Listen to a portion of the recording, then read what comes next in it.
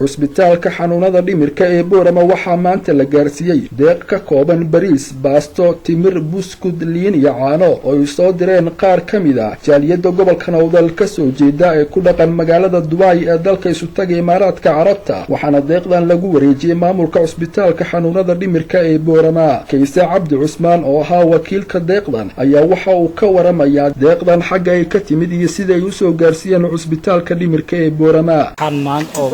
soo wakiishay inaan maanta ku wareejiyo dadka dhimirka qaba cadadka alaabta kale waxaan soo wakiishay walaalkay Zakariya Cali Cusmaan oo wakiil uga ah jooga magaalada Dubai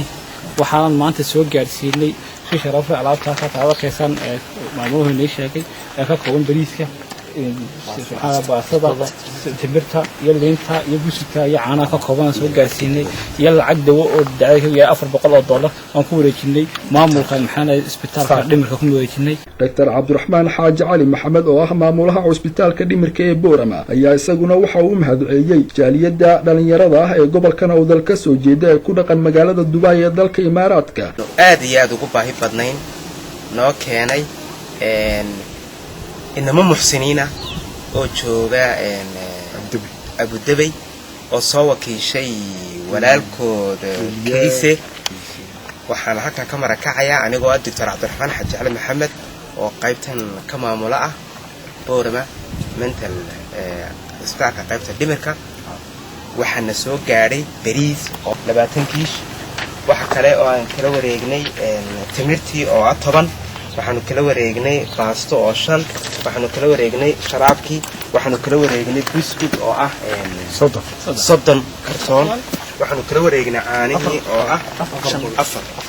4 ah waxaanu kala wareegnay oo kaashu imika igu wareejinaya 400 oo loogu talagalay dawada dhimirka.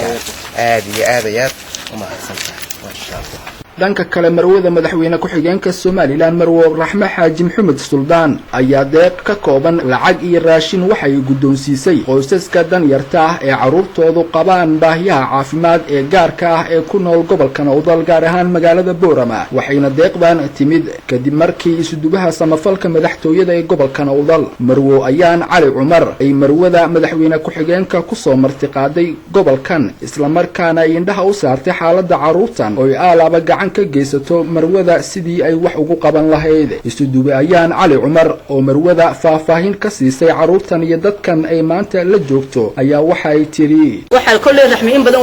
waruureysay kuwa kale oo isma ku soo dartay caruurtan dalkaysid intooda badan waa wada buur family alla mooyo cid kale oo maqan ma jirto qodobka waxa raashinka igu jilis waxa arki jirtay in cajalada aan video kaaga soo duubo laakiin maanta waxa arkaysaa iyadoo practical كل دي هوشات كقبل دونتنا إله بعد حق ما كساره وضدك دنيريسن عدو مقنمة شرطة. مرود مدحوينا كحجان كالصومالي لا مرود الرحمة حاج محمد السلطان أيا أيدنا وحي هالكاسي إن كبضا بقول قف أو عرور قبطة باهيها عافماد إيجاركا إلانو لقوسس كودا دنيرتاه جودها بورا موجو قيبسي قدر الله عجاها يقول تلقى شيء يكون عيدان تاسي أو قفل بيجا عنت وجيسي إسلام كان يقوسس كودا جودون سيسي راشين كالدوان. عرفتني إن بدل بأوكل والهين يودو كورسات لكن ما حقيقة سبنا وقت ممود إن حقيقة وحنا مدينا وحي هاي حبلو يقولوا غير أوضنا هو الإنجليز كيسوا عربنا ويقولوا كوغا يبصوا ديبي يوحي أنا نقول كانوا تربا وحنسلي أكل سوق طيب بشانو عرفتي عيدة دويسي لكن ده دبعت عيدي كبدن بعضن كل حال هو يمدناشن وده دبعته وين بعتالله إدي إلهي درتي ده أوبك وحقوق قبنا يسوع لأن مسؤولية ده ويسارنتها قبل لما صار عدنا ما صار سمعنا إنه ويسارنتها وبك عين كايا إذا فكر إحنا إقص أو حقوق قبنا يسجل يجدد ويسارنتها